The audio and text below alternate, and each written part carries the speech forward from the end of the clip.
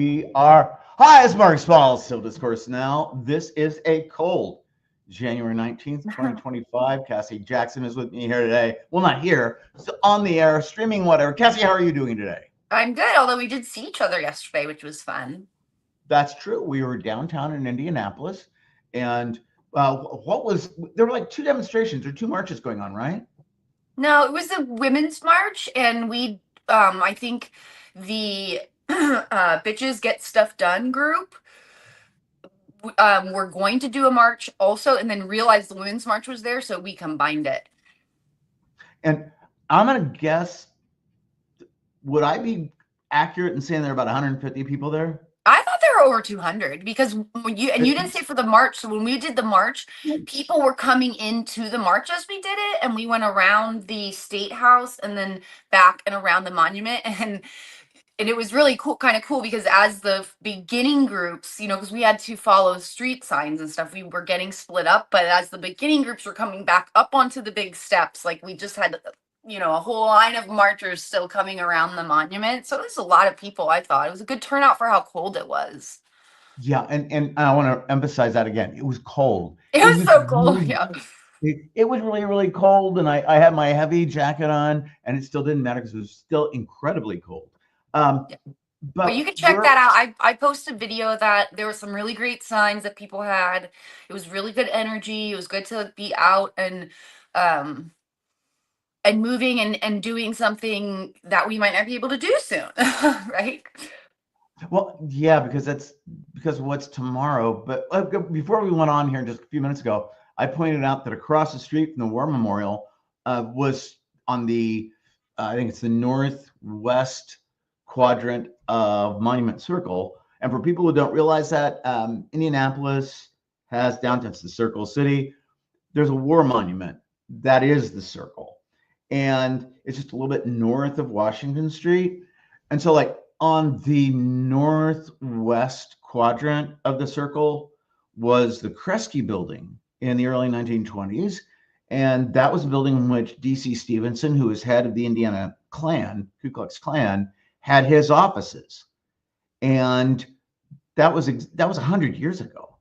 And just to realize some of the parallels that are going on right now, because we have, I mean, look at our own local thing, local, statewide.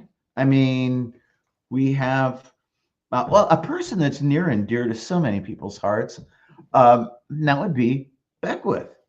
And that's kind of like, he's kind of like, if you're walking down the street in a neighborhood where people have a lot of dogs and you step in, you just can't get that off your shoe.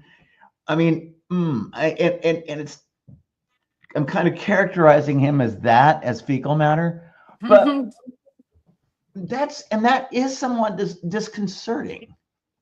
Yeah, he is. Like I said, I just think that people need to remember that those little connections to Hillsdale, Michigan, where Heritage Foundation is. We are not going to be dealing with Mr. Braun. We'll be dealing with Mr. Beckwith. So that's going to be this is going to be interesting to see how it plays out. Yes, particularly to see how he tries to play pastor when and if all of these really bad things are going, he's going to try to enact or be a part of and still play pastor with it. It's just quite hilarious to me at this point. And I point out to people that like Beckwith did an end run on the voters. He went to the Republican convention. He recruited people to be delegates there to vote for him as lieutenant governor. Lieutenant governor is not on the ticket for the primary. It's the governor that is. And I point out to people that I got 1,057 votes in the 2020 Republican congressional 5th district primary here in Indianapolis. And so, I've had several people go, well, Samantha Beckwith got about 10,000. Yes, I'm not talking about the primary. I'm talking about I got 1,057 votes in the primary, and that was about almost 300 votes more than he got in that convention. My point being that with that few a number of votes, he still is number 2 on the ticket, lieutenant governor. He's now lieutenant governor of the state. And if anything happens to Braun, who is like the governor right now, he's real. Anyways, that means that Beckwith will take office without ever having gotten more than 1,000 votes. And that's scary. Yeah.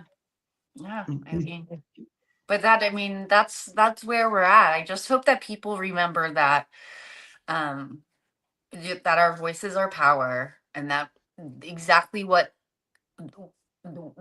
they want us to be quiet, to scare us, to shut us down, to make sure that we feel like our rights or, lives or whatever are in jeopardy should we use our voice. And it's going to be more important now than ever to do that, because the more people that cave to that idea of now we're going to be quieter and we're going to kind of acquiesce, then, where will we be in 4 years or 8 years with that kind of attitude? So, well, and that's something that I think people don't understand about what's going on here.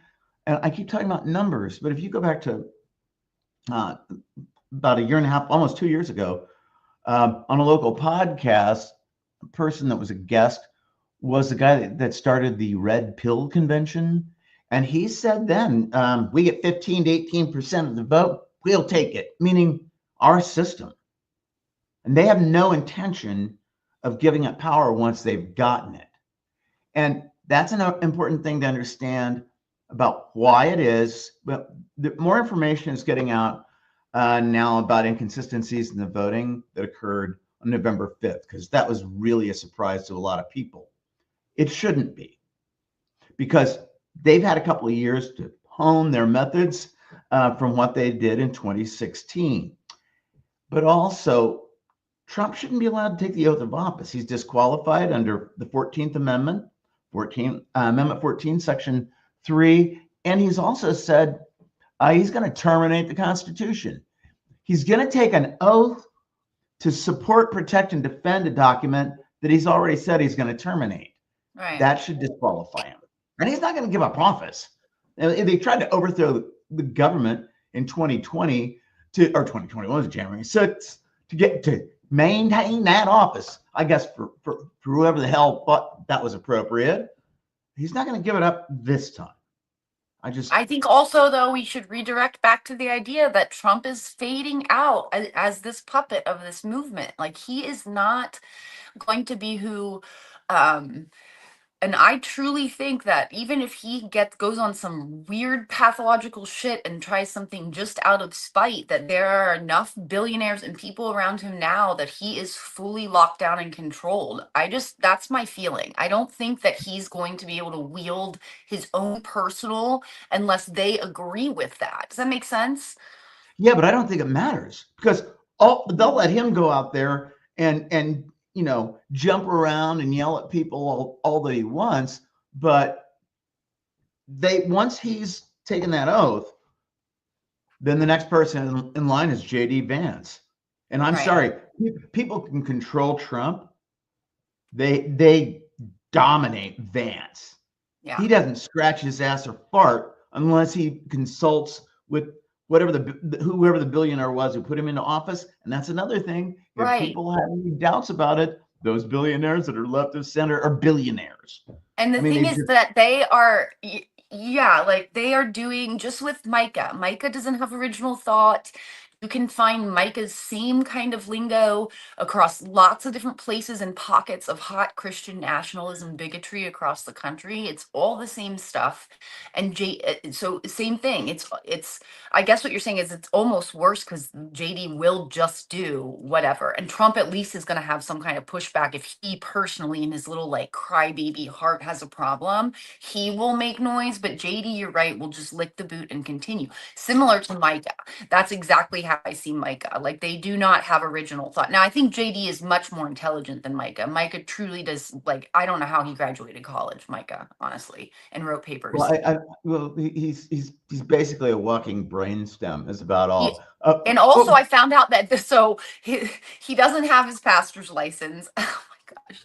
And he just hired on, like, I mean, I think this summer I found out recently another Beckwith brother to the church. So now there's a Beckwith, there's Micah, and then there's another one that Micah, his other brother, DJ, that he just hired to be his associate pastor there. And then Daniel's in like the Pendleton church, or more like the online pastor. It is a family affair, folks. He is moving all his brothers to come in. We're going to end this segment. We're going to be back in just a couple minutes, although it'll seem like however long. Don't go away. All right. Bye, Mark.